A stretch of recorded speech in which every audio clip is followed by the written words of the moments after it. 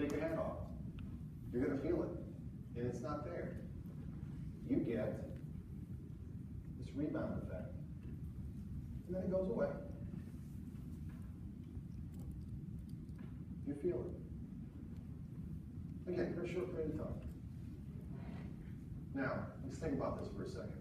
Let's say that is a Pacinian corpuscle. And let's emulate it. So my fist, my entire fist is a Pacinian corpuscle, or your fist is an entire Pacinian corpuscle. We'll just imagine that my fist is a little Pacinian corpuscle inside of my dermal layer. Pressure on the Pacinian corpuscle, it deflects it. We're pressing on the Pacinian, that's how we're changing the membrane potential of that Pacinian corpuscle. It gets squished. So squish your skin. Now look at your skin, it gets deflected. That's what's causing this. That opens and closes channels.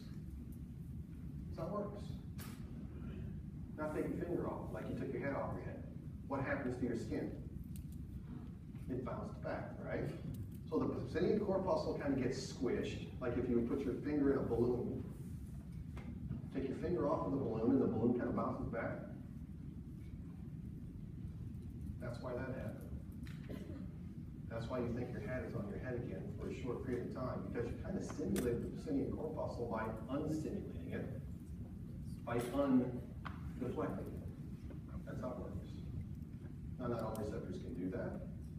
These what are called mechanoreceptors can. Okay, their stimulus is some mechanical deformation, like pressure, for example. That's how it works.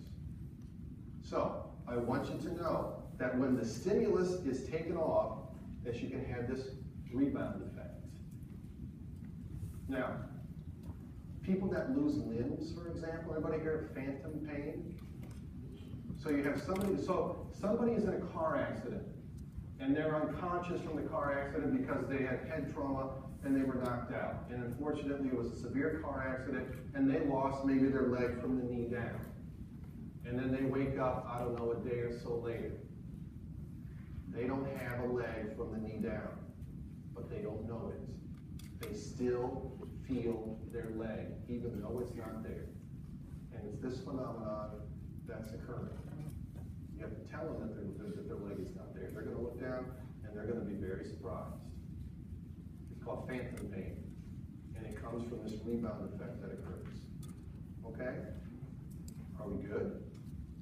With phasic receptors, they adapt. Why do they adapt? Because they can.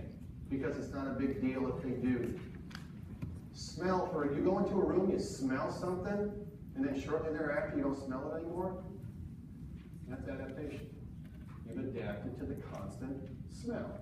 Now, if the smell got more intense and less intense and more intense and less intense, or if all day you walked around and put your hand on your head and took it off and put your hand on your head, this isn't happening. The stimulus has to be constant, and it has to be the same stimulus, or this phenomenon does not happen. All right? So what about a tonic receptor? Tonic receptors, many I should say, visceral receptors, that is, receptors whose job it is to take blood pressure, pH, osmolality, those types of things, they won't adapt. Because if they did, it would be dangerous. Pain receptors don't adapt. Because if they did, it would be dangerous. Pain is a good thing. Why? Because if you know that you're in pain, you either do something about it by treating it, or you get the hell away from whatever is causing you the pain.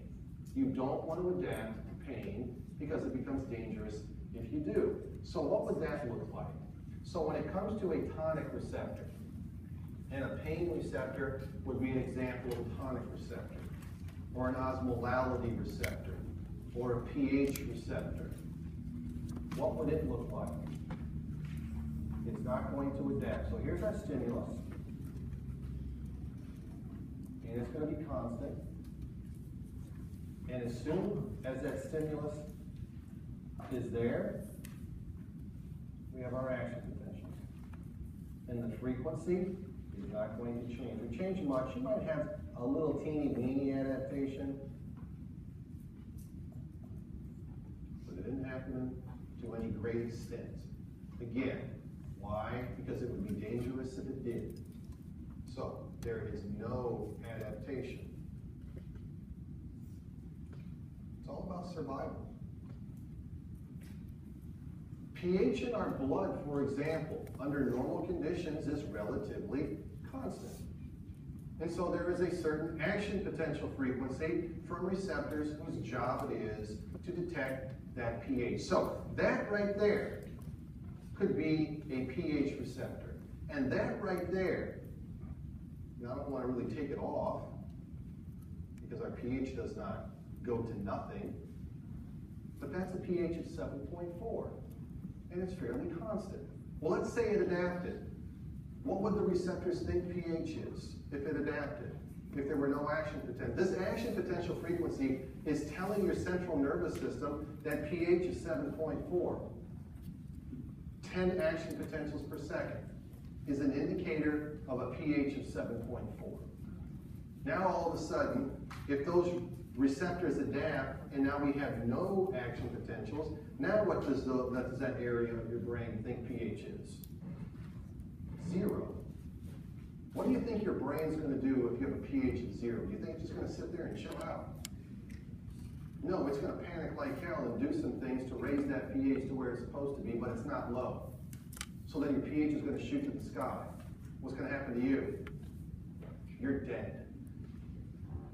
Quickly. Okay? Why can't receptors that don't adapt? Because if they did, it would be dangerous. You could die, and die quickly. Pain receptor does not adapt either. Pain is a good thing. Why? Because you know something's wrong. You know your leg is broken. You know that, I don't know, there's a rock in your shoe. Take the shoe off and get the damn rock out of your shoe so it doesn't hurt anymore. Something as simple as that. Can you get used to pain, by the way? Can you get used to pain? It's not by adaptation. You tell me. How do you get used to pain? What's happening in the brain? Make me proud now. What neurotransmitter is released in the brain that helps you deal with pain? That starts with an E. Endorphins are released, and enkephalins are released onto opioid receptors that hyperpolarize these neurons so that the action potential frequency is diminished a little bit so that you don't feel as much pain.